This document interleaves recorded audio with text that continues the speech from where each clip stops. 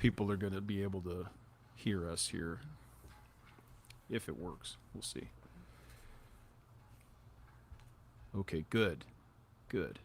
This seems to be working.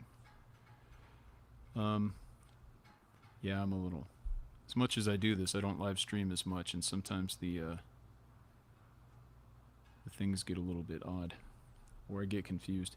So I had to update the link that I sent out earlier isn't the link anymore, but I sent out an updated one. Yeah, I just tweeted an updated one like half an hour ago. So this should be working.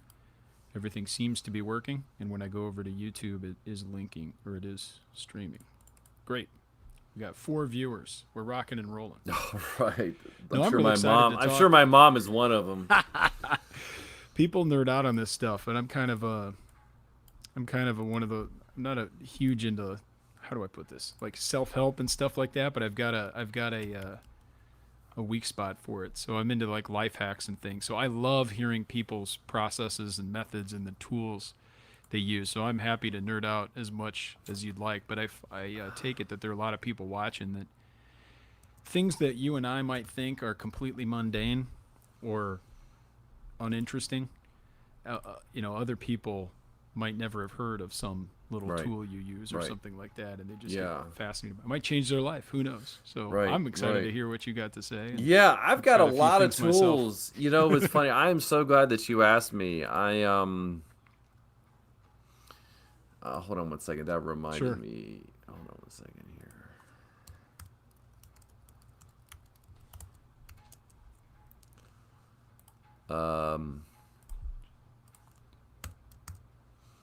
It's kind of getting right here. Okay, yeah. So when you had asked me, I'm like, yes, I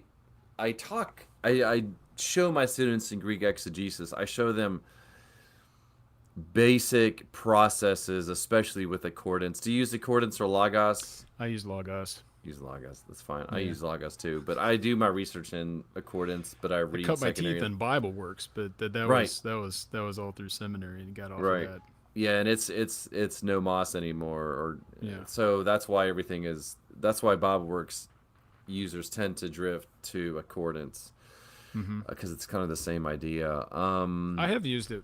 There was a time where in between the Bible works to Logos transition, I ended up getting, because of the podcast, I got a copy of it. They like gifted me or promoted me a copy, so it's like hard to turn that down. So I just started using Logos for daily Bible reading and other stuff. Yeah, it's good on all that. Yeah, and I really like their mobile. I think their mobile app is better than Accordance is, and so the difference is that Logos has they have tons of employees, tons of stuff. Sure. Accordance is just lean and mean. They don't have many employees. A lot of them are part-time. Sure. They have a smaller library, but it's a different thing. It's more on the research side of things. I don't know if it's just because I learned on this, but I feel like I was able to do better querying in Bible Works. Oh, really? Like I was able to find, I think I don't know, that it might just have been a use case. Or, Right. It's simplified now, and Accordance has gotten better in those things. I think it's easier. I could find so much. Oh, here's a trivia question for you. See if you could. I know this isn't necessarily your field, but what's the? I think it's actually the second most. Can you name one of the most popular PL imperatives in the Old Testament? Just a guess. PL imperatives. Yeah. What would you think? Probably to atone. I think it's in the PL. I would guess it. I would compare. I think it's probably compare from compare. I think the number one is bless. Oh yeah. But it's actually hallelujah. Oh, how about that? I would have never. It's kind of a curveball trivia question. Oh man. I'll have to double check my sources because it's been 10, 15 years since I looked at it. But I think hallelujah is a PL. Hey, how about that? Second person plural. How about that? Imperative. That's funny. Anyway. All right. It's one my time too. So that's a little bonus for the pre-episode. That's really good. Man, I'm learning all sorts of things. The 6 people watching live before the episode starts. Somebody listening can verify whether that or not that's true. All right. So I've got your info, and you have you down as is your formal title now Professor of New Yeah, I Testament? got That's still bumped up. correct? Yeah, I got bumped up. Congratulations. I Yeah, it think I took me noticed long that from enough. last time. You're still associate. Yeah, I got bumped That's up. great. I told my wife I was tired of being an ass because because the first two it's assistant then I know, associate. insistent and associate. You know, ask one and ask two. Isn't that Oh, funny? Isn't that funny? yeah. Because Yeah. you can't abbreviate it. You can't No, abbreviate it. It's not really. terrible. It's terrible. Yeah. But now you're just prof. Yeah, I'm That's a just a good way to regular. go. I'm just Very esteemed. a regular guy. All right. Let me see here. No, I'm sorry. I'm looking up my sources here. Okay. Very good. I should have done this earlier. All right. Here we go. You ready? Yes. All right. Here we go. Welcome to Christ the Center, your weekly conversation of Reformed theology. This is episode number 760. My name is Camden Bucey, and I am in Libertyville, Illinois. Got a fun one today. We're actually live streaming on YouTube. We don't do that very often. We're looking to do this perhaps a little bit more often, but it's a very special day to be broadcasting live, and we've got a fun kind of free-flowing conversation lined up. We're going to nerd out a little bit with none other than Dr. Benjamin Glad. Dr. Ben Glad is the professor of New Testament, a professor of New Testament at RTS Jackson. And of course, has been a guest on our program several times, is the author of many books and articles. Welcome, Ben. It's glad to see you. I'm glad to see you. Welcome. It's so good to be here. Thanks for chatting with me. I appreciate your time. Well, I appreciate you being able and willing to do this. We're going to be talking today about research and writing methods and tools, getting into the weeds of researching and doing exegesis in the Bible, of taking notes, of perhaps organizing those notes, documenting sources, and turning all these things into articles and books, however it may go. So once in a while, it's nice to kind of revisit our paths or our processes. And I always like to hear other people describing the ways in which they work, because it helps me understand, whether I'm doing something most efficiently or finding a better way to do it. And that is highly subjective, of course, but there are some better ways to do it than others. So we'll get into that in a minute, but I want to mention a few things first. Head on over to reformedforum.org, our website, for information about everything we have going on. Perhaps the biggest news is we have 2 in-person events coming up very soon. So August 12th and 13th, a Friday night and a Saturday morning, Mark Winder will be teaching a course on Zephaniah. You can register for that on our website at reformedforum.org. That's going to be targeted towards an adult Sunday school level, but his material on Zephaniah is very rich in Old Testament biblical theology, some things that you'd appreciate, Ben, and of course Dr. Beal and others we've had on the program would very much like the ways in which he's treating that minor prophet. And also, September 30th and October 1st, we're having our annual theology conference. We'll be back at Hope OPC in Grays Lake, Illinois. So it's just about, 25 minutes away from O'Hare, pretty easy to get here. And we'll be focusing on the life and works of Meredith G. Kline. Also some connections here in terms of Old Testament biblical theology and whatnot. This year would mark the 100th birthday of Kline, if he would have lived to the date. So we're we're going to celebrate his life and his works, and we're going to have Danny Olinger, John Meether from RTS, there you go, as well as Lane Tipton and Scott Wright speaking about Meredith Kline. So it should be an exciting time. All of the information for these events, as well as links to register, are online at reformedforum.org, and you'll find it under the events tab. So I want to promote that and let people know about it. We hope to see you either in August or in October, or both. A lot of fun stuff coming up. Ben, what's going on at RTS? Why don't you give us an update, if you don't mind? I mean, it's the summertime, but are you gearing up and getting prepared for another semester? Yeah, so I'm right in the midst of teaching summer Greek. Okay. We started second semester Greek today. We learned about the aorist passive and the future passives. These are life-changing tenses and voices. We've had conversions actually in these classes. No, this is great. I love teaching summer Greek. I love getting to know the students and learning from them. I will then take this course and we'll go right into Greek exegesis in the fall. And so we learn the basics of Greek here, and then in the fall we learn how to use Greek. I tell my students that just because you know Greek well doesn't mean that you are a good exegete. In fact, just look at Erasmus. The guy had an amazing grasp of Greek and in the language and morphology, and yet fell short, in my opinion, of being a good theologian. On the other hand, you had a guy like Augustine, right, who regrettably did not know the language as well, barely knew Hebrew, and yet look at he's an amazing theologian. And so the idea then is to learn Greek and learn Hebrew well so that you can become an exegete. Greek and Hebrew can only take you so far. You've got to know how to use these languages well. And that's what we do here. And that's what I'm going to do in the fall. Is I'm going to show these students how to use Greek in the process of exegesis for the glory of God. Amen. So do you have either maybe 8 or 9 credit hours for the typical MDiv that go towards Greek? Is it broken up into 3 courses? Or Yeah, is so it's 2 summer Greek, that's 6 hours. Sure. And then 2 more for Greek exegesis, that's a total of 8.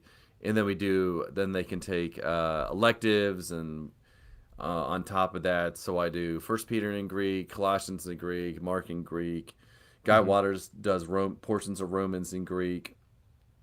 And then they take Greek and they apply it in the survey courses as well. So Yeah, of course. Very good. That's exciting. So hopefully some of the things we learned today are yes, things that your students are we'll doing. talk and about things this. You're Right. teaching and expressing to them. I think you're an excellent, perhaps the perfect person to talk about some of these things because you do a ton of work in academics. You're prolific from one perspective in terms of actually producing. A lot of people fiddle around and read, but you actually get things done. So pulling the curtain back. I probably should read more. Well, we all should, right? But I mean, pulling the curtain back and thinking of what it takes to ship things, to get things out the door, to have something that's publishable in the first place, but then also to publish it, whether those be journal articles or books or volumes that you're editing, whatever it may be. There's a lot of steps that go on into that. So hopefully we can talk about some of this stuff. So I see you're sharing your screen. Maybe we can start off with just some of the basics. I'm curious about what you do in terms of studying the Bible. What tools do you use and what's your general practice? Right. Well, let me start. I was thinking about this morning, and I kind of came up with some notes for today. First of all, take it away. Yeah, first of all, and please, so as I work through portions of this, let me know, hey, this is really good, or let's keep moving, or let's stop, or please feel free to interject, and I'll ask you questions as well. The first on that one, note, just technologically, because we're using a new tool today. So while you're sharing your screen, I'm not sure if the recording's going to have your full camera. So sharing the screen is great, but if we don't need to look at the screen at the moment, maybe it's best not to unshare it. I think it's just so we'll do that. So I'll mitigation. Do that. Right, I can do that. Yeah, we'll try this. We can make this happen. Great. We can make it happen. We can focus on the white of my beard. We need to see my beard in better focus. I think that's really what we're saying. I think that's what you're saying. Whatever it may be. So yeah, where would you like to start? Let's start here. Let's start here. And by the way, I'm just really excited about this because I really get to talk about this particular aspect of the process. And just like you, there's a lot that goes on in the background. And Camden, these are things that are not taught to students. I know. Rarely do professors and mentors coach students in these areas. So I wish I had it. And to be fair, my doctoral father, he did a very good job in this. But again, everybody does things differently, and it really goes back to how do you learn. It's tied to our personalities, tied to how God made us. So this is what works for me. What works for me may work for you. It may not work for other people. But over the years, this is the method that I've kind of come up with. The first thing, and this is probably one of the most difficult, and that is just how do you collect data? So when a publisher approaches me or I approach a publisher and I say, hey, I want to do this project, the project is, I typically like to just do projects that are more on the commentary, more on the Bible side of things. I rarely do I do topical pieces. For example, like I did a piece in this Covenant volume that Crossway put together. Guy Waters asked me to do an essay on the New Perspective and Covenant, and so that's more of just learning secondary literature and seeing how scholars interact with themes or text. So that requires tons of reading. So with that type of thing, I will have to take a couple weeks out and just read and read and read and read and process and start to assemble, start to organize. Most of the time, the stuff that I'm asked to do or that I ask publishers to do is more of just, I'm working with text and I'm explaining text. I'm explaining how texts are put together. I start writing immediately, honestly. It may be a couple hours, maybe a little bit that day. I'll start working, but I pretty much just jump right in and I start going. I think I differ from most people in this regard, but I really just get right in and I start writing. Now, it may not be good, and I'm probably going to rewrite those sections. Oh yeah. But I got to get my thoughts down. The more that I start to get my thoughts down, I can go back and I can start to hash it and start to hone it up. It's just sort of like working with clay. I've never been a sculptor. I think it would be interesting. So you're working with clay and you just start moving around, and then you can go back and you can kind of keep polishing up. Does that make sense? Does this? Yeah. I don't know what you do.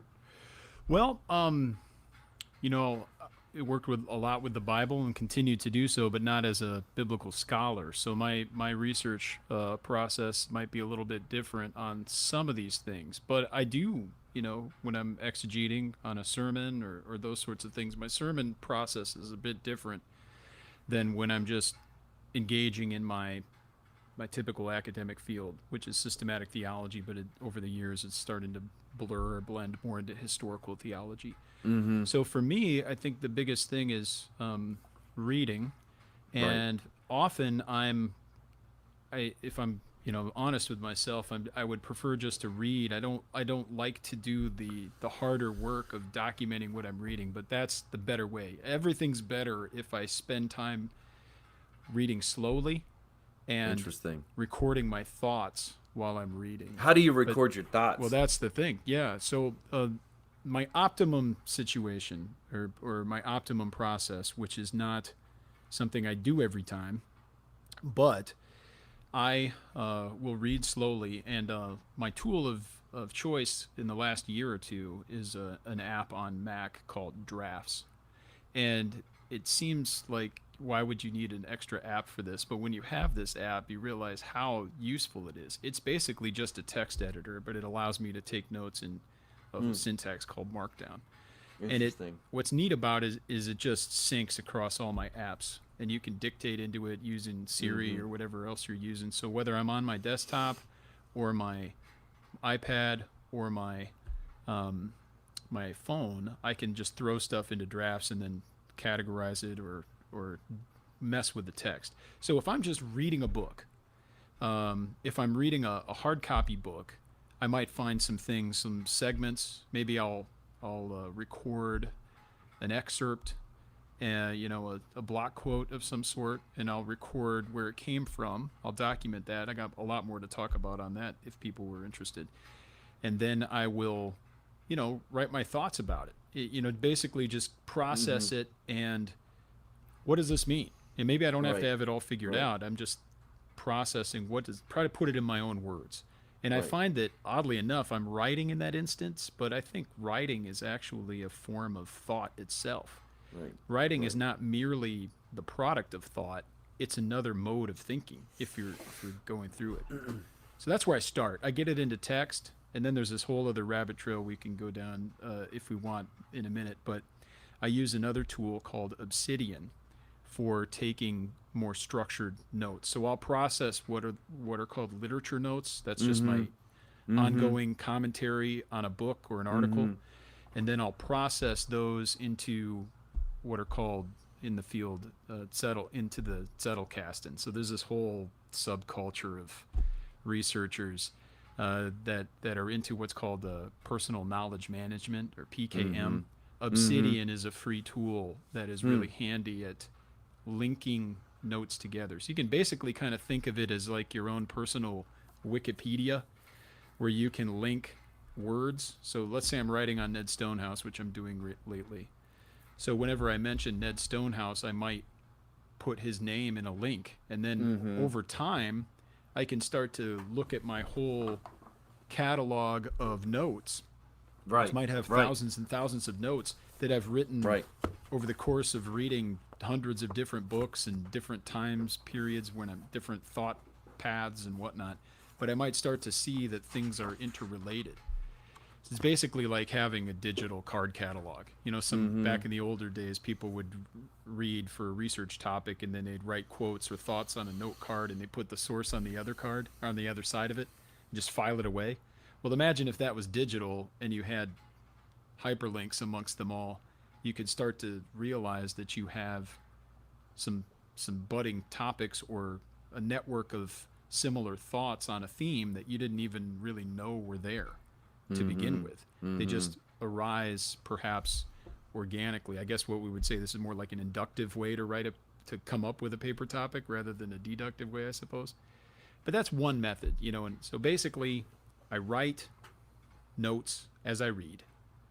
Later on, I try to process those just flowing, that running commentary into something that is basically like a micropaper, or you might think of it as an atom of a paper, like basically a paragraph. And then I'll file that in my Zettelkast, in my notes box, with the appropriate links, either to the work that it came from, to the people I'm talking about, the subjects I'm talking about, that sort of thing. That's the optimal. When I did my conference address from the Reform Forum conference last year, I was writing on Henri de Lubac and talking about nature and grace. And that was probably the first kind of substantial project that was the product of that note-taking process. The book where I get most of these ideas from is a book by what's it called? Taking Smart Notes. And I did a whole episode on this on Reform Forum, how to take smart notes, if anyone is interested in finding it. I'm interested. How to take smart notes. One simple technique to boost writing, learning, and thinking for students, academics, and nonfiction book writers, by a guy named Sönke Ahrens. He's a German. Sönke is Sonke with the umlaut over the O, and then Ahrens is Ahrens. So I'll include a link to the book and to the episode in the episode description if people are interested. That might be more than you wanted to. No, it's really good. That's very interesting to see how you work that together. See, I don't do really what you do.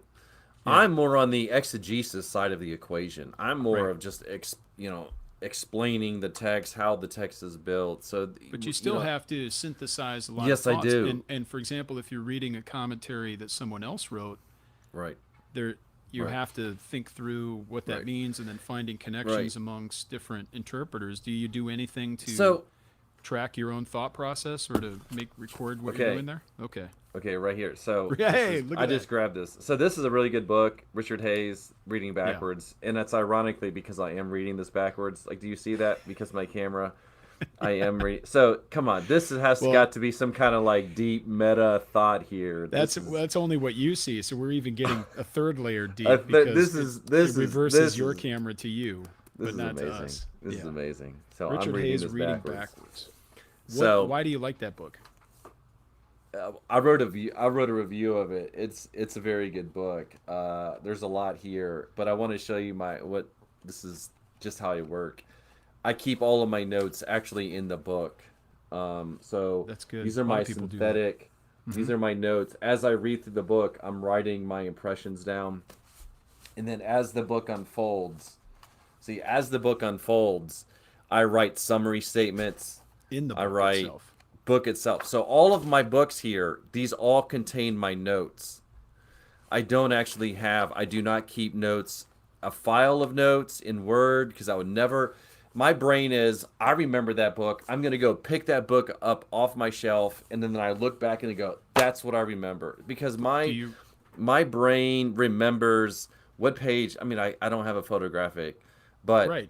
but I'm like, oh, I remember reading that, and I kind of remember what it looked What it like. looked like. Yeah, I'm that And way so too. that's why I keep all my notes actually in the book. I don't Do have a you write separate file. the page number in the back? Does your notes in the back serve as kind of like a locator or some sort of like Synthesis. That's synthesis. it's a synthesis? But Synthesis. do you star something on the page when you're reading? Yeah, so I How have do you like tag it? right, so I have like the double line, that's very Okay. important. So I have my own like Yeah. the star. The star is a little bit less than a double line. So I have kind of Okay. my own way of doing things. Just kind of how I learned over the years Oh, what I that's good. like. But this allows, because my brain, this is how I think. How do It, you do journal articles if you are stuck with a PDF? okay, Do you print it? so the other thing, right? So then the other part is, well, what if it's PDF? So when I'm asked to endorse books from time to time, I get maybe one or two a month, Mm-hmm. and that's all PDF, obviously, because it's not Yep. hasn't been printed yet. I would prefer it were printed, but it's not. It's PDF. So that's why I use a program called Notability. Oh, nice. Notability is fantastic. I've been using this for several years now, and it's here. I use it on my iPad, and it syncs with my phone and my desktop. It's terrific. I take notes on it. In fact, Camden, I use it for my lectures. When I broadcast Uh-huh. PDFs, I Uh-huh. don't actually use PowerPoint. I broadcast PDFs via Notability. Notability. And it's terrific because I can take notes with my Apple Pencil. I have got to see, there's a fundamental problem with using a Kindle. Yes, there you go. Amen. You've got to take notes, whether Yeah. it's electronically Right. or if it's physically. You have got to take notes, because when I take notes, I'm synthesizing, I'm thinking, Yes. I'm disagreeing, I'm agreeing, You want to I'm be an active interacting. reader, not a passive reader. You have got to be an Yeah. active reader. That is critical to this Let whole me enterprise. I'm interested to let's tease this out. I use a program. I'm wondering how these programs are similar and how they might be different. I use a program on my iPad which I love. I get so many PDFs because of the nature of what we do, and I'm tending to prefer them now just because, especially things that I'm not necessarily going to return to every year or something like that. I use a program called Liquid Text, and it's for the iPad. I wish there was an iPhone version. There isn't, but Liquid Text, it allows me to bring a PDF in, and then it has very strong annotation capabilities and note-taking capabilities. So as long as it's a good PDF and not just a Janky. picture, Right. it can Right. do Right. OCR. But if it's Right. just a picture, it's not as helpful. But Yeah. if it's a legit Yeah. PDF that started, as text, then I can very quickly highlight things with my pencil or with my finger, and then it has the ability either to highlight it in color, but I can also do auto excerpt, and then it pulls it out. Maybe Notability does this too, but it pulls it out as a as a separate note that I can copy and paste. I can connect to other notes, and then when I'm all done digesting a book, I can export all the exported notes if I want as one Word document. So often, if I'm preparing for a podcast interview, I can very quickly read a book or scan a book and highlight the most significant passages. I can take my own notes and annotations along with it. I can draw on it if I want, but then I can export that into a Word doc, and I end up with all these choice quotations in one document that I can take and format. Or if I'm doing research, I can expand and write my own thoughts as I interact with the text. That's one app that's really, really useful. Liquid That Text. does I sound think good. it's only like $5 or something. That does sound good. Maybe it's more for the full version. Right, so I use Notability for my active documents. These are the ones Got it. that I'm reading right now. Yeah. There's another app called Papers, Oh, Papers, Papers, Papers. That's what I use to actually store the PDF. So once Okay. I've read and interacted with them, I'm done. I'm gonna then take that work and I'm gonna save it. That goes into a program called Papers. That works on the desktop. It syncs with the iPad, and I will bring that document up from time to time if I need to. But at that point, I'm done with it. All my active stuff stays in Notability. My older stuff stays and moves to Papers, and it's a tool for storing thousands and thousands of PDFs. And I know there are a bunch of apps. It works for me. It's fine. Yeah, all this this is why it's fun to talk about these things, because people can try it out themselves and see if it works in their workflow. See if they There's like not necessarily a right answer. There are sometimes some answers are better than others, but these aren't value judgments here. We're just talking about what works.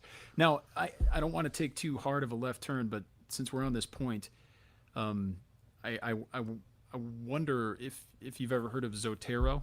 Yeah, right. I have. I don't use it. I know most of my friends, a lot of my students use it. I don't use it.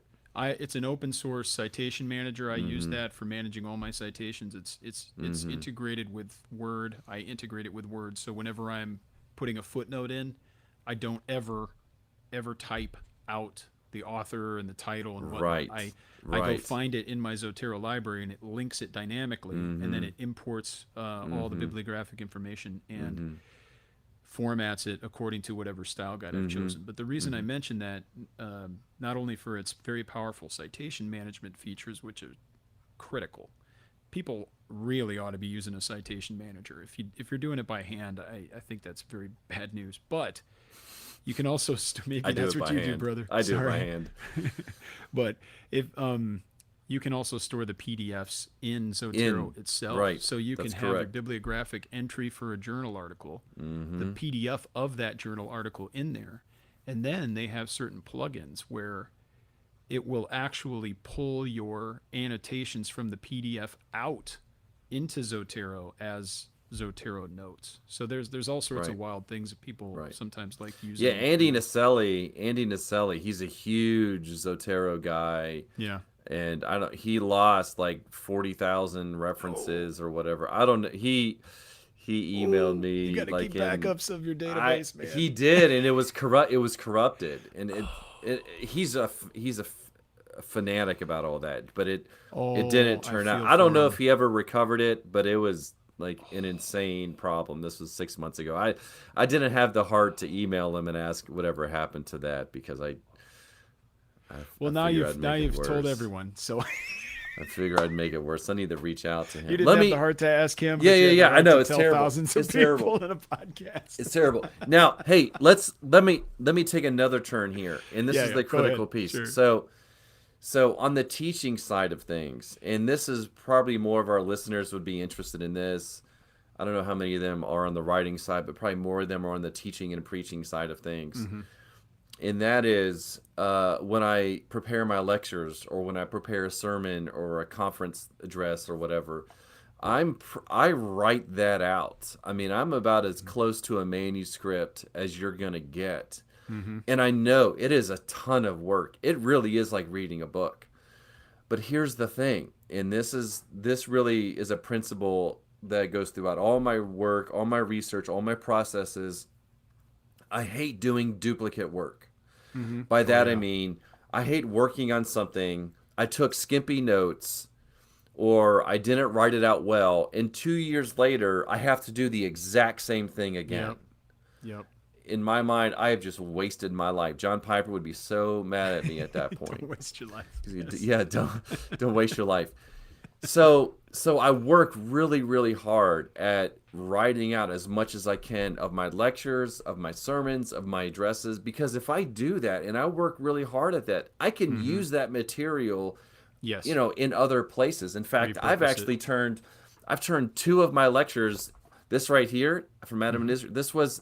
These are my notes for my biblical theology class that I teach. This right here, this guy.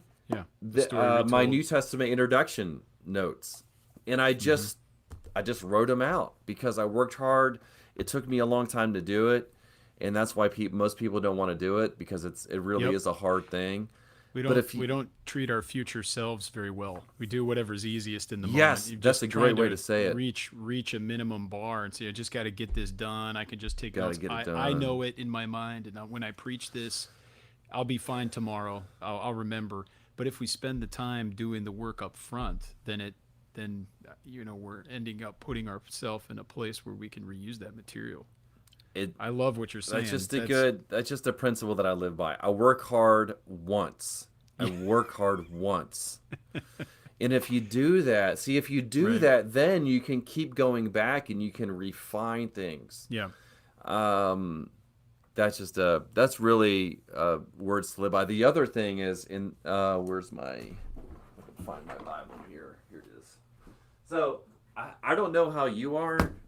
Um, so my lecture notes, a lot Hmm. of them are on Keynote. So I use Yeah. Keynote and then I convert them into PDF Yeah. when I actually present them in class, or if I'm doing a conference, I present it. Hmm. So most of the time, I don't have my lecture notes in front of me. What I have is my Bible, and I have my iPad, and I can see obviously the slide that I'm talking about. But I spend a Sure. lot of time on taking my notes and putting them into my overhead. So they're actually pretty thorough Uh-huh. overheads.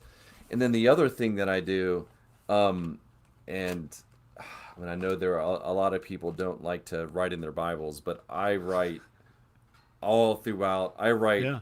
I mean, on every page, really Oh on wow. every page, I have my lecture notes. This is funny. These are my lecture notes Hmm. through the years in all my classes. So I have all my lecture notes in my Bible, and I keep them on the overhead, and that allows me to engage the students better. So I'm not reading as much. So it's here with me. I found that if I have to teach Sunday Yeah. school, that hey, I already have my notes in my Bible. I've got it. Like I'm ready to Just go. don't lose that Bible. Then you're set. Yeah. So I have a You have a book second scanner? copy. I have an identical copy of this Bible. I Yeah. have two of these. Oh, I nice. started to make a backup, but you got to do it by hand. And I Well, got to yeah. Plus Genesis you 3. I got to Genesis 3 and I gave up. It was like the fall broke me again. It's too many notes. Too many that's notes. pretty wild. I was just suggesting getting a book scanner because we've I've got one of thought those of in the that. office. I've thought of that. I've thought of Yeah. that, but you're talking this is massive. This is massive. Like Yeah, it's it's faster not than just a couple hundred rewriting it. pages here. I've created a problem. No, the solution is the magic words for professors: research assistant. Right. I've thought of that too. I have actually thought of getting my TA to do this. It's just Teaching assistant. to just have him scan it and then to create a backup in case I lose it. So Now, so I that's like what you're that. I saying. Yeah, let me show you some other things that I think a lot of people are unfamiliar with. I'll first Hmm. use something called, have you ever heard of mind mapping? Do you Oh know yeah, mind map? Are yeah. you do you I'm map the not a mind? devotee. I appreciate it. I've done it. It's always been helpful when I've done it. But I'm not a zealot. Not A that zealot. I I'm not opposed to becoming one. I'm just saying it hasn't gripped me. Okay. So it can be really good when you need it. Like in other words, I Yeah. don't do it with everything. I think That's that would right. be a Some zealot. people tend to just, yeah, that's what I meant. Some people just jump in and they make a mind map of everything, and it's like it's like having a hammer, and when you have a hammer, all you have is a hammer. Right. Everything's a nail. Right. Right. So I am a visual learner, and I Yeah. like to use graphics in how I learn. And as I'm writing a commentary on Mark's gospel, I'm in chapter 2 now. And so one of the things that's difficult, especially in gospel studies, but the same would go for Paul and these other books in the New Mm-hmm. Testament, is to just get the big blocks of how things are working, how things Mm-hmm. are moving. And in the gospels, Jesus goes from one thing, we go from one thing to the next. And so it's hard to figure out how are all these parts fitting together. In mind mapping is an amazing way to, so here I have Matthew teaching discourses, right? So there are 5 of them. And so I'm trying to figure out how do they flow together? How are they interacting with each other? Or here are the 7 signs of Mark's gospel, or of John's gospel. And I try to piece them together. Here I have this is in Luke's gospel, the parables on the journey when he's journeying from Galilee to Jerusalem. Yeah, so What tool is this? So this right here is a free tool. It's called Simple Mind. I don't know if Okay. I'm using that ironically or not Don't ironically. you forget about me. Yeah. It's called Simple Mind. It is free. It's a free desktop. Their iPad one I think is paid, so I don't use that. But I don't really care to use it on my iPad. I just use it on my desktop. I thoroughly enjoy this. I have been able to kind of wrap my head around some difficult pieces simply because I've mapped them out graphically, and I'm not a zealot, but I think that there's a time and a place for this, and I believe more people would really enjoy it. I think that is the perfect use case for mind mapping. Sometimes, students would benefit greatly when they're thinking maybe like in an OTI or a New Old Testament introduction or New Testament introduction class where you're thinking about, or even church history, like big figures, Big figures, right. who was Vreda or something like Right. a note, and then just putting him out there and putting the idea, maybe connecting it to people he was reacting to. But for biblical theology and big picture textual Big picture. analysis, It's this is terrific. really handy, and it helps Very you see nice. how the portions I connect would, to one another. Cameron, let me just inject something here. So you have to think about how learning has unfolded the last couple decades, because so my professors, I have some of the best professors in the evangelical world. They were not trained, nor did they know how to use accordance well and logos well. Like that was sort of when I was a student, accordance and logos, and back then we had BibleWorks. Those were just sort of starting to hit the market. Do you see? So my professors, they just use the old school concordance to figure this out. They use hard copies to do what we do Right. in an instant. This is my point. Nobody is teaching students, or few people are actually teaching students how to do good exegesis using, and we haven't talked about accordance and logos yet, but these types of tools. Yes. The idea is that we just let students figure these things out on their own, and then we're not that professors are opposed to it. It's just that they don't really know how to instruct with it or how to use it well. And so there really is this huge lacuna in the classroom. But in other words, students learn one thing in the classroom, and then when they leave the classroom, they go and do something else. Yep. Do you see? There's a breakdown there. There's an importance there too, I think, for professors to be versed in this stuff to some degree. They can't be experts. No, on they everything. can't. And just by nature, they're going to have their way, and students are sometimes going to be more on the cutting edge of technology just for generational Just reasons. how it is. However, if there's never any dialogue between the two sides, teacher and student, then students might be appropriating tools or techniques and not being critical about the epistemological or pedagogical effects of those tools. So it's important also to use tools that can help us. It's always good to be doing those things, but like in many ways, the book, the codex, is an incredible step up or an advancement over the scroll. But also, something is lost with a codex versus a scroll. We lose the emphasis, just the built-in emphasis on the narrative, moving from one to the other, because you can hop around a lot faster. Hopping around is a benefit, but it also, if you're not wary of it, you might end up losing something in the process. Same thing with technology. Looking something up, running a query, or right-clicking a word and finding out how to parse it just at the touch of a fingertip is really handy and useful. But it's not a substitute for knowing the grammar in the first place. That might be an extreme example, but the technology can often bring great benefit, but without understanding what it's doing, we lose sight of the effects it might be having on us. It's kind of a Neil Postman lesson, I think. Right. There's this whole section in Amusing Ourselves to Death of the epistemological effects of the wristwatch. which Oh, sounds that's like the most amazing. ridiculous thing. But once Yeah. everyone had the time on their wrist, it Mm-hmm. changed the world. Mm-hmm. Mm-hmm. Sometimes for better, but also Mm-hmm. for worse, Mm-hmm. because everyone became rigid, and you didn't Right. anyway. You Right. weren't measuring your day based on rhythms. You were Right. measuring it Right. based on a machine. Yeah. Right. On a machine. That's exactly right. I think that's a very good point. Another thing. So let me get into. Let me show you. Let me see a couple things here on accordance. I think that's important. So this is accordance. It's your basic text. Just like these are just a couple things that if students and teachers and preachers could do them well, it would revolutionize their study. And one is just simply looking at cross references well. Mm-hmm. So here's my English. Let's switch over here to Holman. So let's do Holman here.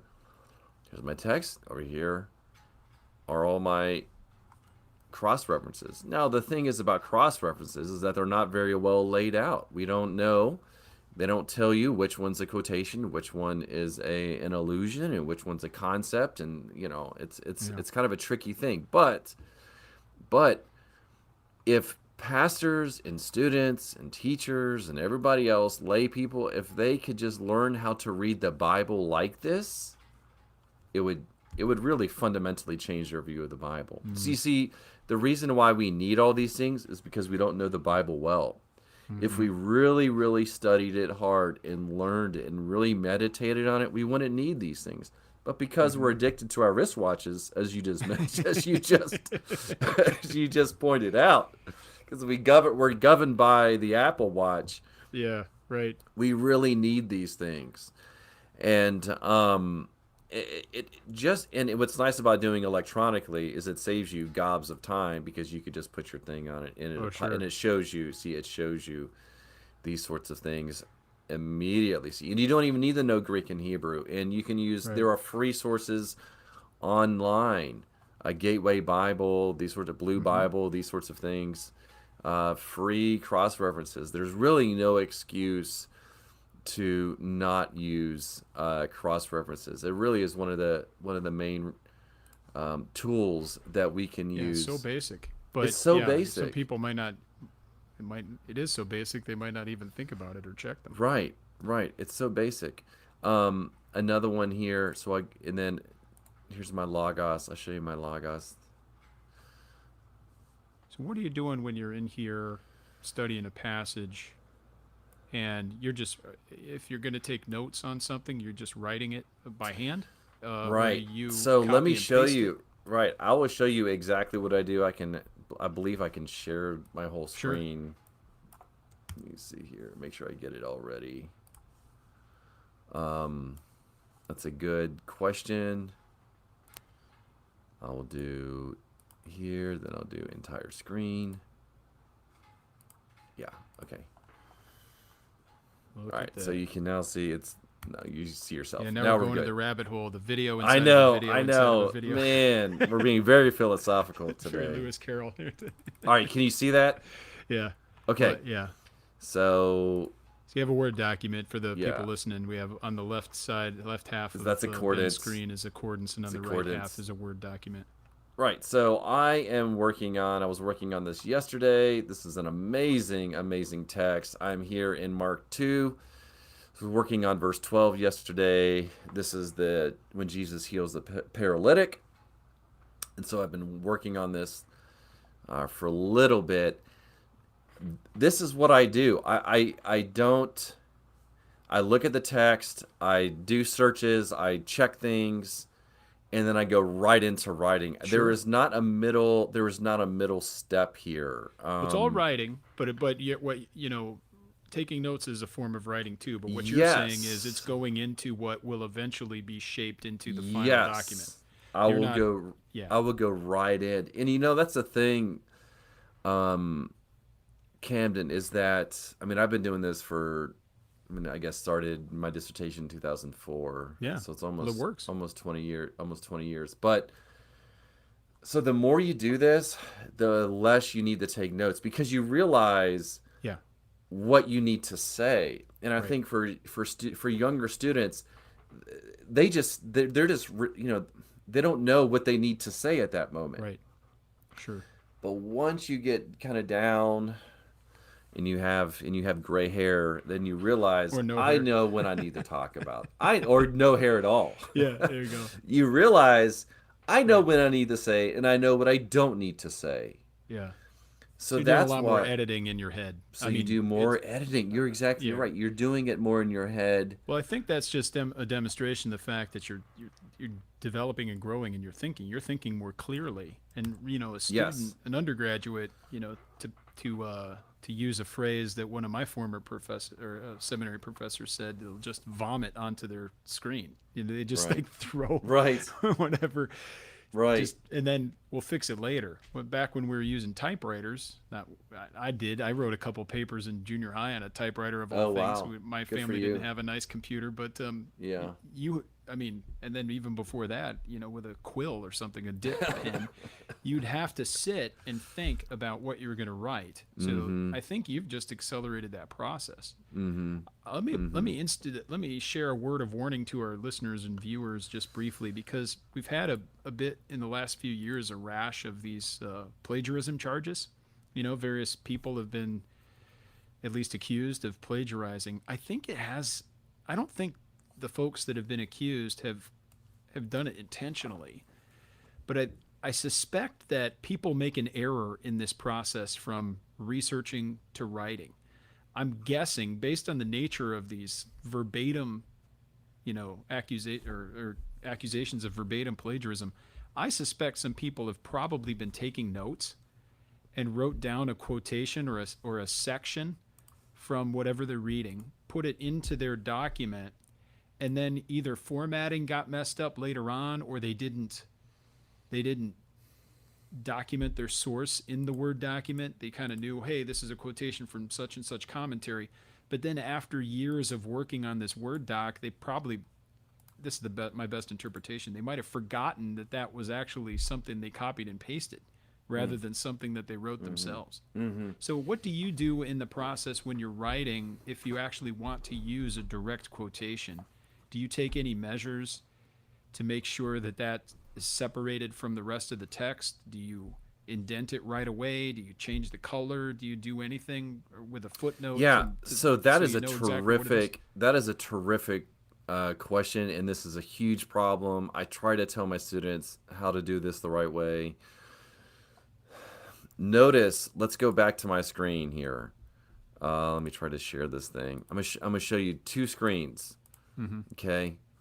All right. Do you see what I'm doing here? Yeah.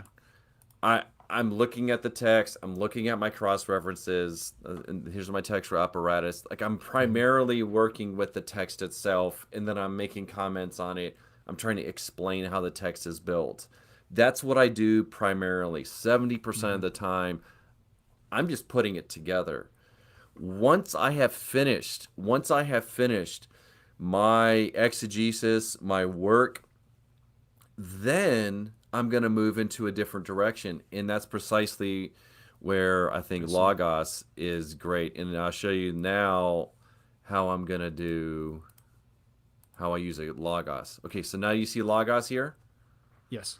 Okay, so here's my text on the left, and on the right, I've got all my commentaries kind of lined up, right? I got NRGTC, Anchor Bible, that's the ICC, and NAC, IVP. So I start to see what other people are saying on my text. Do you see? But I first do my work. Right. And then I just kind of peer at these other commentaries to see, I wonder what this guy thinks, or what this lady thinks. Yes. Like, exactly. Students do the opposite, okay? Students start, it's ironic, right? So students start with looking at commentaries, and then they kind of glance at the text, and they start to put the pieces together, and they start to write their notes. But here's the thing, it's not text-driven. It's commentary-driven. It's secondary literature-driven. And this is one of the reasons why we have seen so much plagiarism, because, and these are good guys, these are good scholars that make these mistakes, and they just get in a hurry, is that they're not their work is not text driven. They are spending more time in commentaries than in the actual text. This would not happen if they spent the bulk of their time in the text, because it's their thoughts, because they'd be generating their own thoughts. In fact, Sure. I could even divide commentators into two categories. The commentators that say what all the other commentators say, Yeah, that's true. Yes. or the commentators that say what the text says. Now, of course, I'm being general here, overly general. Now, there are two different modes. You're right. But there are I two notice it different, myself.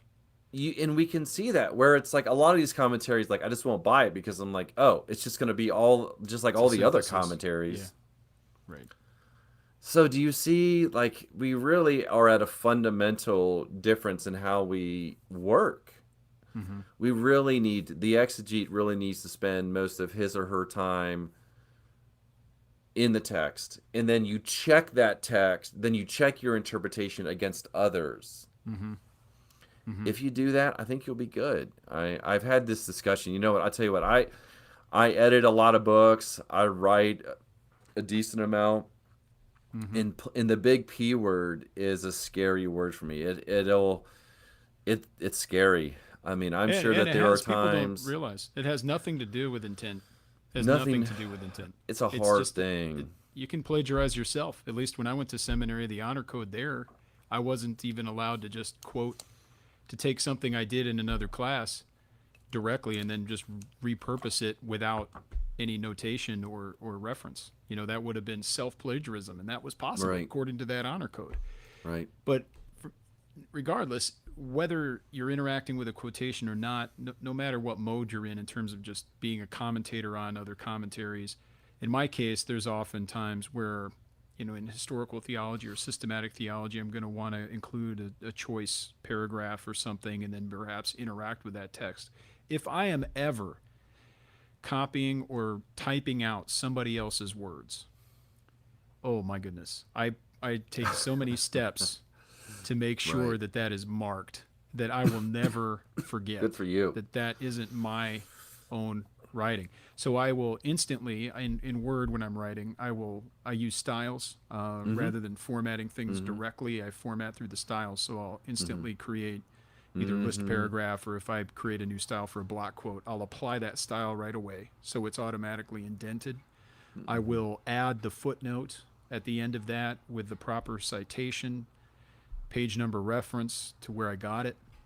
If I'm not in Word where I can use styles and footnotes, then I will go extra lengths in other ways, in other apps or something. I might change the color, you know, with a put a gray background on it or something, or I'll put a bunch of hash marks above it and below it, you know, and you know, whatever. Like I never want to Emojis, get caution emojis. yeah, I mean, exactly. Let me ask you exactly. this. Let me ask you this. Let me ask you this. What about plagiarism in the pulpit? Yeah, that's a tough question because people get caught doing the same thing. I would think it's more common than people play fast and loose in a sermon. I don't think I would never use somebody's verbatim words. There might be a turn of phrase that might accidentally get in there, but I would never use somebody's verbatim words without saying this is a quotation.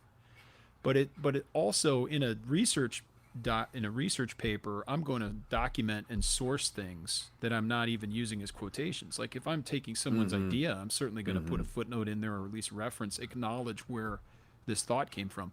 And I'll put that often into my sermon manuscript. I use a bulleted note format. It's basically complete sentences. It's not a manuscript proper, but it's effectively a formatted manuscript. That's how I preach.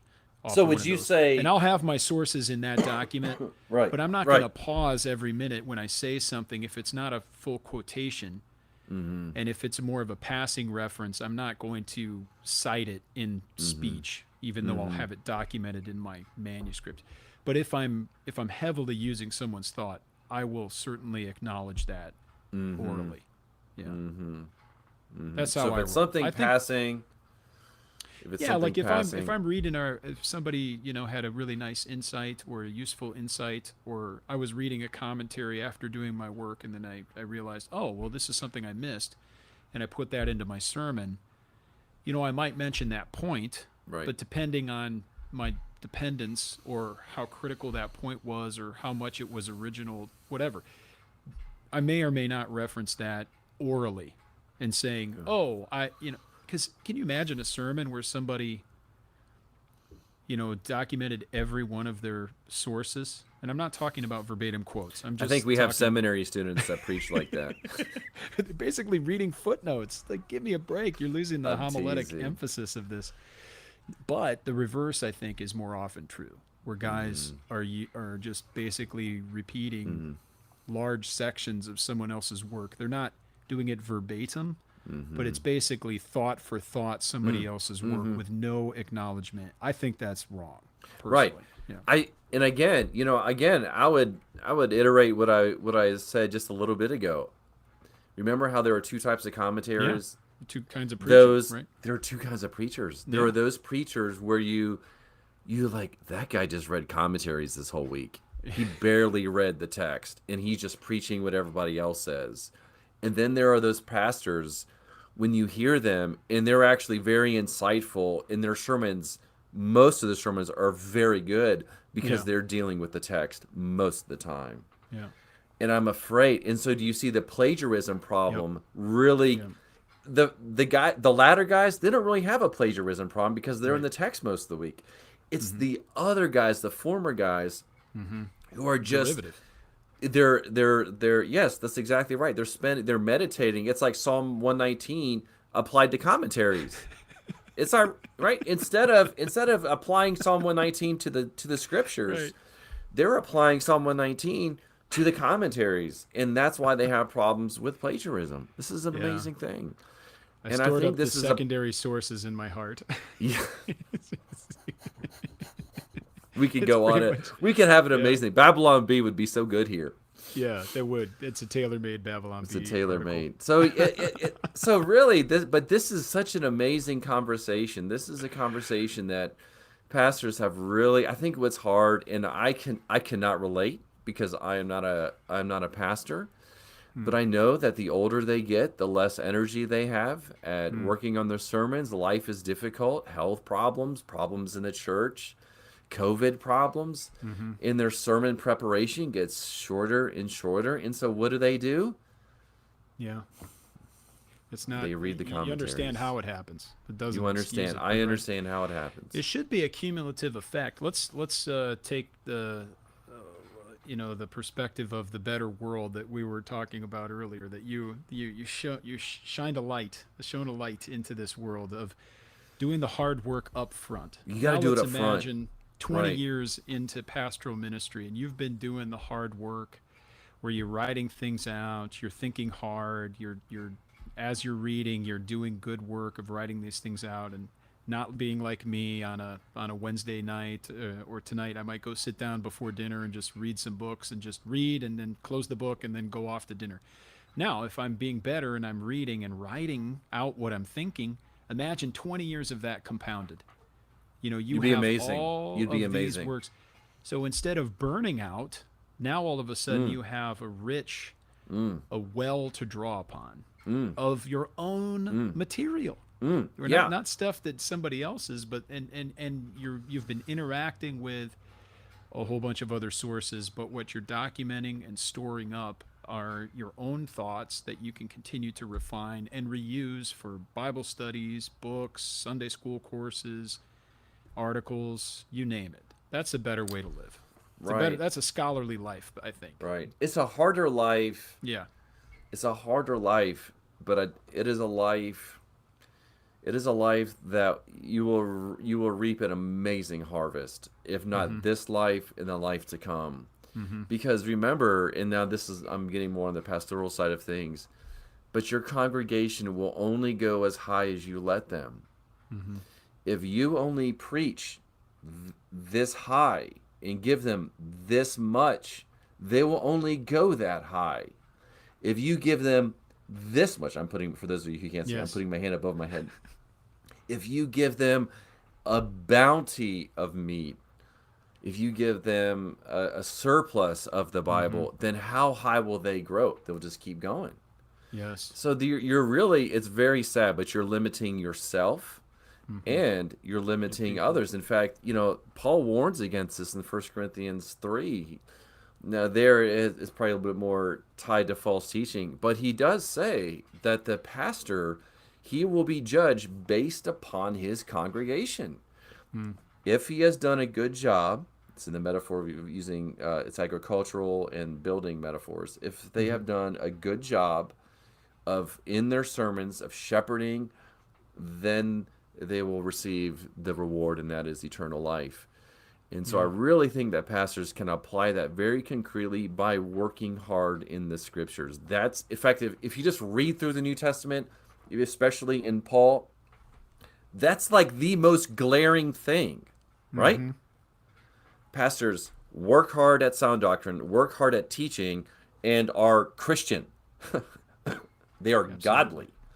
Absolutely. You put that together, that is an amazing pastor. That is like bare minimum. And actually, it's sad because that actually is the bare minimum if for a New Testament elder.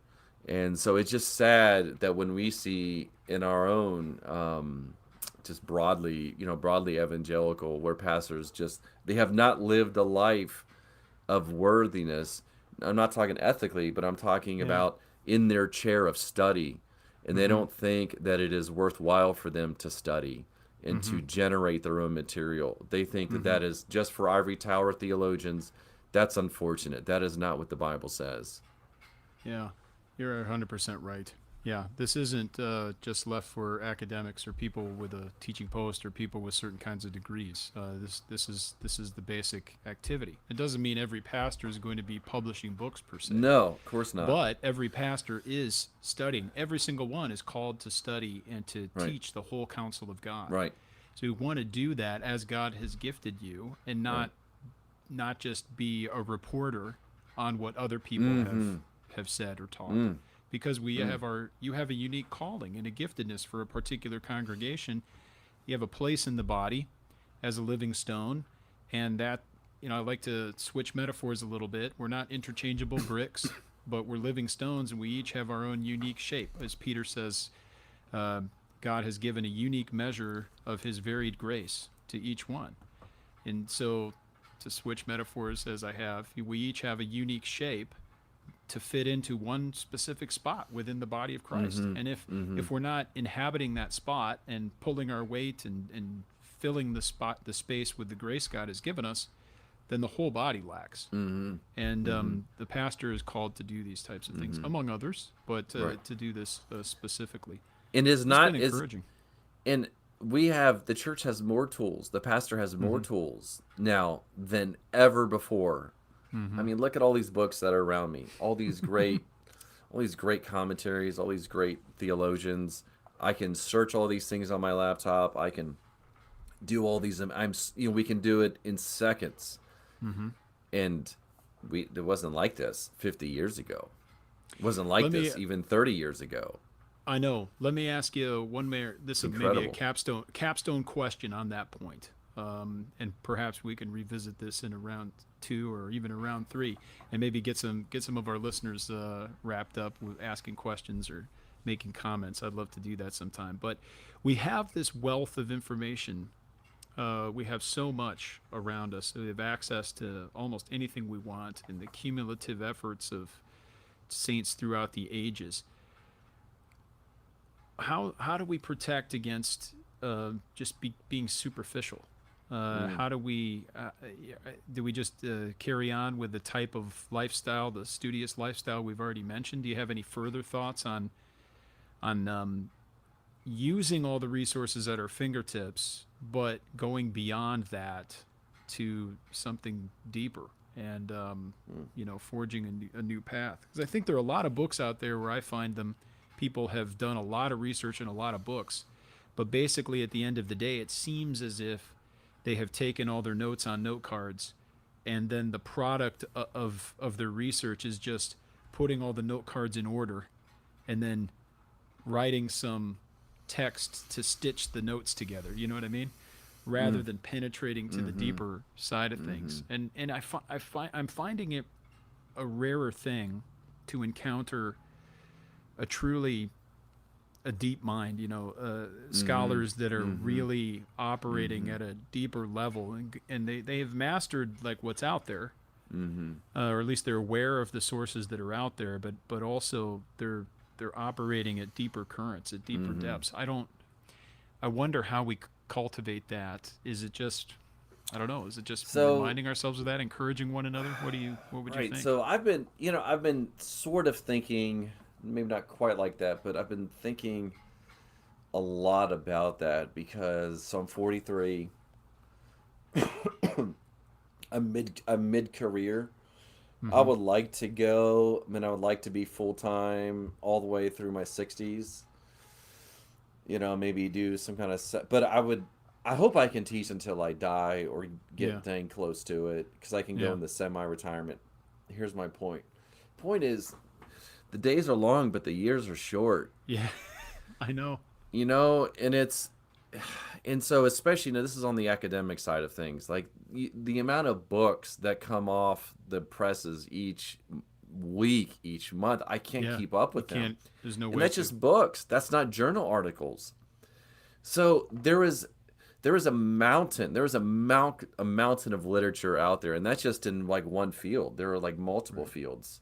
There are thousands of scholars do Yeah. what I Even if do. you're just focusing on Romans, you Even if can't you're read just it all. doing, you can't digest it. So you really have to make your mind up. What kind of person are you going to be? Are you going to be the person that keeps up with all the journals, that keeps up with all the books, or are you going to be the guy or girl that spends more time in the Bible and Uh-huh. learning the trenches of the Bible, learning the inroads of it? And so I really had to make up my mind years ago saying, I am gonna.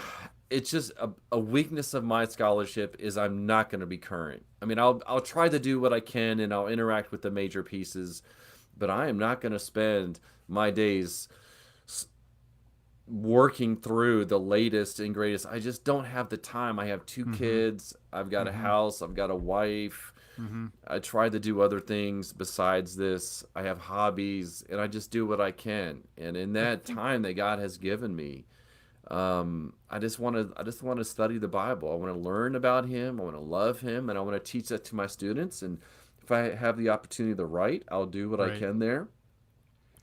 But really, the I main like that. thing that I try to do is to just read slowly and look at the cross references, look at the illusion. So the illusion piece is a unique piece because there are new connections in the Bible, whether Old Testament or New Testament. There are connections there that need more attention, need more time spent on them, and they are exciting. They are amazing. God's people love Scripture. God's people love to see how the Bible is connected. I want to spend my time meditating on those things and Yeah. explaining them to people. That's the kind of guy that I want to be. So that Mm-hmm. when I'm 80 years old, I really don't think I'm going to be on my deathbed, hopefully at 80, but if God, I just Yeah. keep whatever. I really Yeah. don't want to be on my deathbed going, man, if only I would have read more of N.T. Wright. If only I would have read more of this. No, no, no. Yeah. I Exactly. don't think that I will ever regret that, as great as those guys are. I really want to say, you know what? I have spent my life reading and studying and explaining the Bible. I think And I that's a and I great way think to that's a do it. worthy life. And then when we calibrate, I think we have to be more content with that. That we're not necessarily, if we're leading a deep life, maybe to use a phrase from Cal Newport. Right. He's a computer scientist at Georgetown who writes a ton of books on studying and Yeah, all yeah, that kind of yeah. stuff. I'm Really familiar with interesting. that. Yeah. So if we're content on that, and our attention is on God's word, we just have to be content that we're not going to be on the cutting edge of a lot of things. Mm-hmm. But it's a good thing. I think we need to calibrate our whatever signal threshold.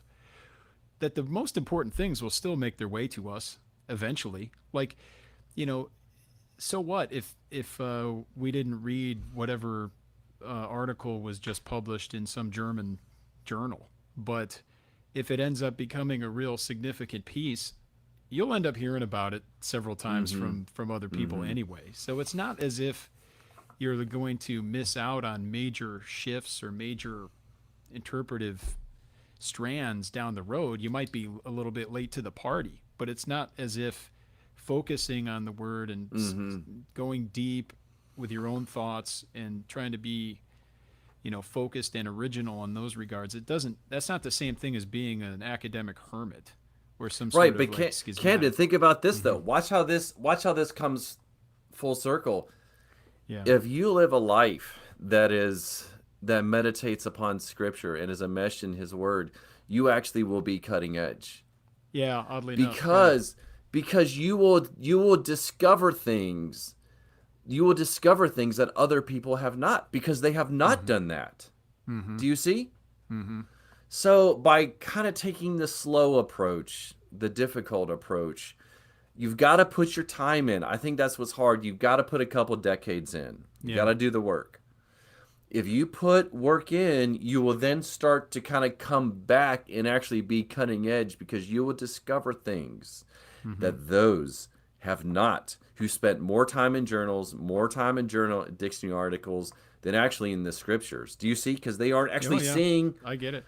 So you will actually be cutting edge, just not cutting edge, maybe the way that the world wants it, or the way academia wants whatever. it. So it's a better way to do it. It's just there's more integrity to it. It's better for you. It's more God honoring, I think. It's better for the church and your family. So all around, just I guess the thesis here is use all these tools and techniques. Write in, give us other ideas. We'd love to hear about them. Maybe we'll revisit that in a future episode. But at the bottom line is you got to punch the clock, and not in some way where you're just biding your time, but you need to be a workman approved, faithful, and to do the hard work even when we don't feel like doing it. But as we do that work, we will eventually reap a harvest. Right. There are times it's true for farming just as it's true for study. There are times that I don't feel like working. There are times when I don't feel like writing or preparing lectures or lecturing. When it's difficult, like when my dad passed away, when we lost our house, like I would sit down and I would force myself to work and to labor and to study. And that was difficult. I did not want to do it. But you've got to work through those things. You've got to work through difficulties, even though life kind of gets in the way of that. And that's really, and I think we need to learn to break through those times. And I think if you do, then you'll get even more godly. Yeah, in other words, benefit from it. Amen, right? brother. Well, I think that's. I could talk all day. I'd like to, but I think we ought to wrap this one up here at this point. I'm looking at the clock. We've gone an hour 17 on the live stream so far. You're loquacious. You're loquacious. I want to thank all of our people for joining in and for this midday live stream. Someday we'll be like Presbycast and start them at 9 p.m. or something and have a party at night. But bring my the way pillow. We roll, a lot of us, we're in bed by then. Those of us who read and write all day long. Yeah. But this has been really fun. Ben, give us an update. You just went to the third printing on the story retold. Yeah. Did I see that correct? Yeah, that's correct. Yeah, it's exciting. I found that out yesterday. They, I don't know how many I think they print in batches of 5,000 or 6,000. So I was excited about that. God has used that in so many ways. That's great. That's fun. I've really been I spent the last couple of years working on use of the Old Testament, the New Dictionary with Baker. It's a massive project. It's probably going to push 1 million words, and I've worked so hard on that. That's just been a very complicated project. It doesn't come out till next fall, but I think we're almost there, and I'm really excited about it, and we'll see what happens. Keep at it. We've also have the handbook on the Gospels from Adam and Israel to the church. The series Ben's editing, Essential Studies in Biblical Theology, and that handbook series. So there's all sorts of really wonderful things. I just finished a book on Luke's. I have a book on Luke's Gospel coming out in the fall with Crossway. Yeah. In a new series that they're doing, and I had that's a theology of Luke there. So it's. There's always things to look forward to. There's always things to, that's the thing about the Bible. You never get tired. I never get tired of talking about the Bible. Praise God. If you have me do other things, I get bored. But the Bible. But the His Bible mercies is are new every exciting. morning. It's life-giving. All these other things are life-sucking, life-taking. The Bible's life-giving. Yeah. Yeah. Amen. Amen. So we'll have links to all these things as well as the various apps we discussed, the books we mentioned. I tried to take studious notes, and when I edit this, I'll make sure that I catch them on the way back. Also, check out the chapter markers on the YouTube video and the MP3 podcast, so you can bounce around and share it with your friends. But it's been a real pleasure talking with you, Ben. I want to thank everybody for watching and listening, especially the people on the live stream. And we hope you join us again next time on Christ the Center. Hey, fun. Ooh, someone's calling. Real quick, I don't know if anyone's got a pressing or a question here for the live stream. I'm looking at the chat. I don't know. Maybe I could take one or two questions. I don't know. Anything? I'll keep my eye on it. But when is your summer Greek finished? A couple weeks? Beginning of August. So we got 3.5 weeks. And some of this probably maybe isn't public, so we're still broadcasting. Don't feel you need to say anything or not. But are things going well at the campus? We're good. No, I mean we're moving and all that stuff. Right. No, it's public. We're moving. We're excited. That's awesome. We'll move next summer. It's a big facility. It's a 25 million plus thing. It's super nice. It's gonna be great. I couldn't be happy. I couldn't be happier. I think it's really, really good for RTS. We're not moving because we're getting smaller. We're moving because this is going to enable us to actually to teach better, to interact with churches better. Right. It's a 1,000 times better. Everybody's super excited about it. We have one question on its way. Somebody says they're typing it up. Say 3 Got to dots. make it quick, Kevin. 3 dots. 3 dots. He says typing one up now. So that's very good. And the Mind Map app, that was Simple Mind? Simple Mind, that's correct. Yeah, good. Let's see here. Papers, I need to check out Papers. That would be really useful for me because I have a problem right now with filing my stuff after I run it through Liquid Text. Oh, okay, yeah.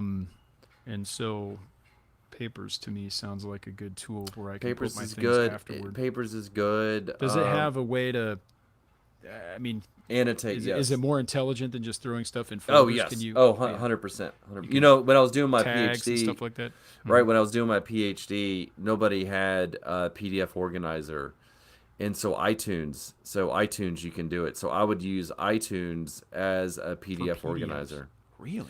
Because when they introduced albums into iTunes, they had like all the extras that were part of like the sleeve, and those were on PDFs. So that allowed you to import. So I had all these folders and subfolders of all my dissertation. It was thousands of documents right there in iTunes. Isn't that hilarious? No kidding. That's how wild. I did it. Huh. Well, oh man. I'm sorry, Kevin. I don't know. Maybe we'll have to answer your question after time. I'm not seeing your question in here, so we might end up closing the. Oh, here it is. Here's something. Here it is. Here's a different one. What are the most basic things that someone should start doing for organizing thoughts if they hypothetically aren't doing anything? I'd say just writing things down. I mean, I'd just start with a pen and paper if you had. Just get yourself a moleskin notebook or something like that to start. If you don't have that, and you're a little more digitally oriented, then using something like Evernote or just a series of text files or even just a running Word document would probably be useful. What do you think, Ben? Where would you start if someone's doing nothing? No, pen and paper. Or just write in your books? Yeah. No, pen and I would say So if you're reading a book, writing your books, that's what I do. But if you don't want to do that, then pen and paper, because that's going to be far superior. You will remember things with pen and paper than you will on a computer, because there's a distance. You can't feel the screen. You can't. Pen and paper is 100% better. I agree. There's a tactile response. I didn't get into it, but I do. And physically writing it. Now maybe a second place would be to physically write on an iPad. Yeah, that's better than typing. That's better than typing. I think so too. Okay, last question. Here, Kevin got it out. Many of us are taught in academic situations to lean on the thoughts of others. What should seminary students do to ensure that this pattern doesn't translate into future preaching ministry? Anything additional to what we mentioned? So to recognize what you've been taught and what you're learning on your own. So you go, oh wait, I got this from so and so. Okay, how can I develop it? Or just to be aware of what you've learned and what is you. I guess there's also this mode we get in. That's a very difficult question, by the way. Well, here often in the MDiv, I had a friend of mine, a colleague, who taught in seminary for quite some time, and he always said his goal for the MDiv was he didn't want any original thoughts. He's being hyperbolic, but he's saying for his students, and this is a professor of systematics, so it might be different disciplines. His suggestion was when he wants papers or test answers, that sort of thing, he wants people to be thinking for themselves, but he didn't want original thoughts. He said the goal for the MDiv was to get a base. But then I guess the problem is, how do you then transition to being more original or independent if, for one way or the other, people have been instructed not to be doing that in order to demonstrate that they have learned? How do you make the turn or the shift to now doing it on your own, so to speak? I don't know if there's an answer to that question. But it's hard because systematics is you need to buy into my framework, buy into it. Yeah. Here are all the reasons why. So now is everything part of your framework now? And how do I generate original ideas within this framework? How does that I mean, I'm more on the exegesis side of things and the systematics. Those are mine is inside frameworks.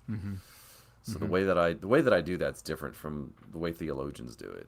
Yeah, I can understand. But I still think that the principle is do the best that you can of, okay, this is my take. Now, is this the development of somebody else's, or is just to kind of untangle that a little bit? Sure. Yeah, I agree. Well, you don't have to answer this, but I'll leave you with this before we hang up. We had one question. Why is your Greek class so tough at RTS Jackson? This is probably one of my students. Maybe. Anyway, we'll leave it at that.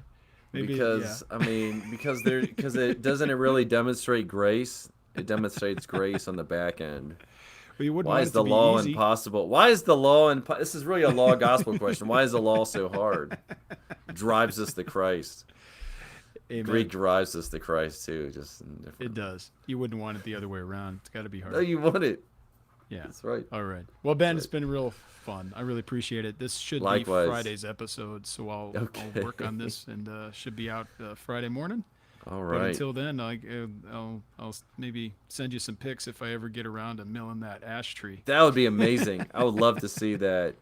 It'd be amazing. Dry it out. You got to dry it out for a while, though. Yeah, sure. Well, you need a kiln or something. Anyway. Yes, you do. You just leave it. But it takes about a year or so. Oh, is that why guys have the Live Edge guys have a library? Is that what they're doing in addition to just collecting things? They're probably drying them out. You know what you can do? Is that you can put them in somebody else's kiln and they'll just charge you cheap. It's super cheap to do it. Okay. That's probably what I would do. Yeah. So you don't have to hang on to it for a year. Yeah. Just have somebody else heat it up. Yeah. And then that'll dry it out for you. Yeah. Oh, super cheap. Right. Well, thanks. I appreciate your time. I really do. It's been really fun. We'll talk soon. Likewise. It's always a pleasure. In the words of Chick-fil-A. It's my pleasure. All right. Yeah, at the Raising Cane's, it's like, what do you want? Yeah, that's right. Get out of my face. I don't have time for you. All right. We'll see you later. Thanks, everyone. All right, see ya. We'll talk.